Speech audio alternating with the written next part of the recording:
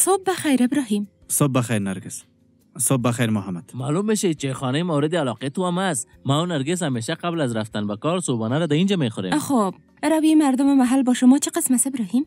امیدوارم تبدیلی از محل قبلی براتان سخت تمام نشده باشه. تا به حال بسیار خوب بوده.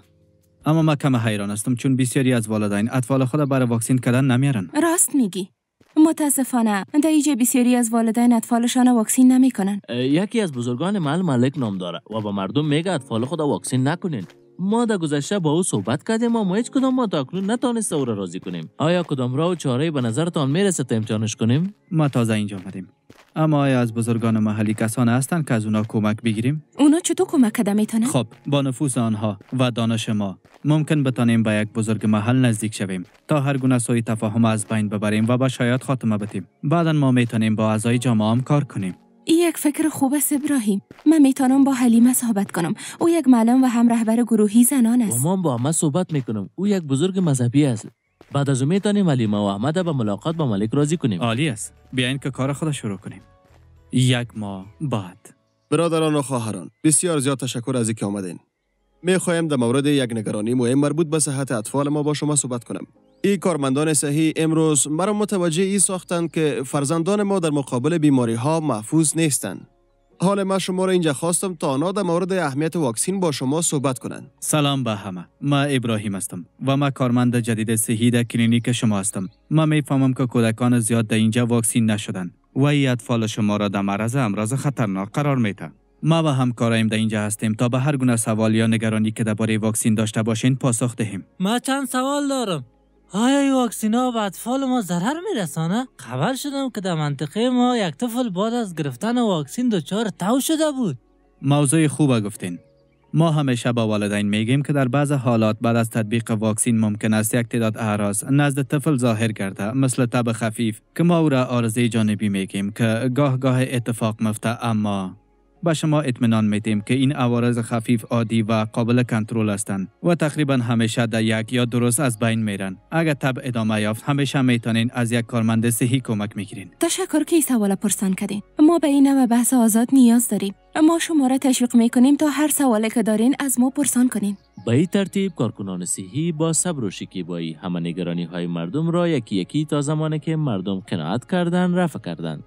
حمید با سوال نهایی دوباره دست خود را بالا می کند. میخوایم بفهم که ملک صاحب چطور جلسه را سربرا کرد؟ به خاطر که فکر میکردیم او درباره واکسین متردد بود. سوال خوب پرسان کردی حمید. طوری که میدونی من در گذشته نگرانی های زیاد داشتم، اما این کارکنان صحی توانستند نگرانی هایم را رفع کنند و درباره مسئولیت واکسین مرا قناعت دادند. بگذارین براتون قصه کنم. سلام به همه. حلیمه گفت که شما میخواین که ما گپ بزنین.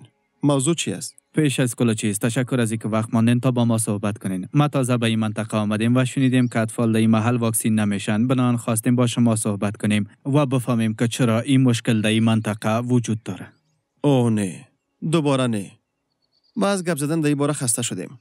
برادر لطفاً به گپشان گوش بده. و خوبی جامعه و اطفال ما را میخواهند. ما حوصله شنیدن گپای اونها را ندارم، اما حالا که شما تازه به اینجا آمدین خیر است میشنوم. بسیار تشکر. این به ما ارزش زیاد داره. خب ما شنیدیم که برخی از افراد به دلیل نگرانی هایی که شما ابراز کردین از واکسین خودداری میکنن. چی؟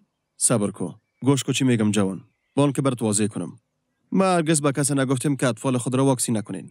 ملک صاحب، منظور ما به هیچ وجه به احترامی نیست. ما فقط کوشش میکنم بفهمم که چرا مردم اطفالشان واکسین نمیکنن تا ما بتونیم او را اصلاح کنیم و آنچه که لازم است بر اطفال جامعه خود انجام بدیم. میفهمیم که شما به حمایت و بهبود سلامتی جامعه کار زیاد انجام دادین. ما بسیار متاسف هستم که میبینم مردم به خاطر واکسین نکردن از نام شما سوء استفاده میکنن. ببین، ممکن من برخی نگرانی را برات گفته باشم چون که من حق دارم.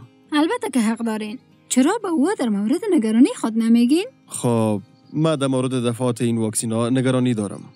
اگر به واکسین اعتماد دارید چرا بار آنها را برای اطفالتان تطبیق میکنید؟ اولا واکسین های مختلف بر امراض مختلف وجود داره. بعضا واکسین ها باید چندین بار تطبیق شوند تا در مبارزه با برخی از امراض مؤثر باشند. اما وقتی که طفل تمام واکسین های خود دریافت کرد، معافیتش دائمی خواهد بود.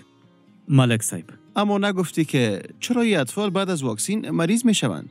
خب دلیلش است که برخی واکسینا برای تاثیرگذاری به وقت نیاز داره و بعضی اوقات ممکن عوارض جانبی مانند تب خفیف داشته باشند که به راحتی قابل کنترل است.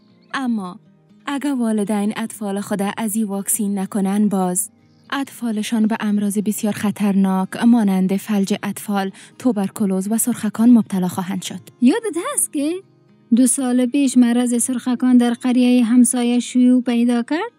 بله. بسیار وحشتناک بود. قسمی که میبینی ملک صاحب، ما خوشبخت بودیم که قبل از رسیدن مرض سرخکان در قریه ما به صورت تحت کنترل قرار گرفت. در غیر او وضعیت خیلی خراب میشد. با توجه به اینکه در قریه ما بسیاری از والدین اطفال خود واکسین نکرده بودند. ما اجازه نمیتیم که بازم قسم شوه. به همین دلیل ما به کمک شما نیاز داریم. اگر شما به ما فرصت بدین میخواهیم با شما و جامعه کنار هم بشینیم و تمام نگرانی های شما را رفع کنیم. همه افراد جامعه به شما و خانواده شما احترام دارند. ما فکر میکنیم اگر شما با جامعه صحبت کنین اونا گوش میکنن. نظر شما چیست حلیمه و احمد؟ ما با اونا موافق هستیم ملک صاحب. به نظر من خوب خواد بود که با هم مردم جمع کنیم. خوب است خیر. میتونیم یک جلسه مردمی رو برگزار کنیم و میخواهیم هر گونه شایعه درباره مخالفت ما با واکسین را رد کنم. ملک صاحب، فکر میکنم جای را باید تنظیم کنم که برای همگی راحت باشه. این بسیار عالی است.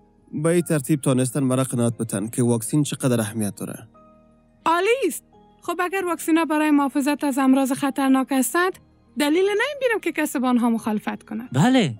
اگه این چیزی که اطفال ما به اون نیاز داره، ما اطمینان میتیم که وارا واکسین میکنیم. بیازو، اونا بالای ما حق دارن. از همه شما تشکر میکنم، بالخصوص از ملک صاحب که به گپای ما گوش دادین و فهمیدین.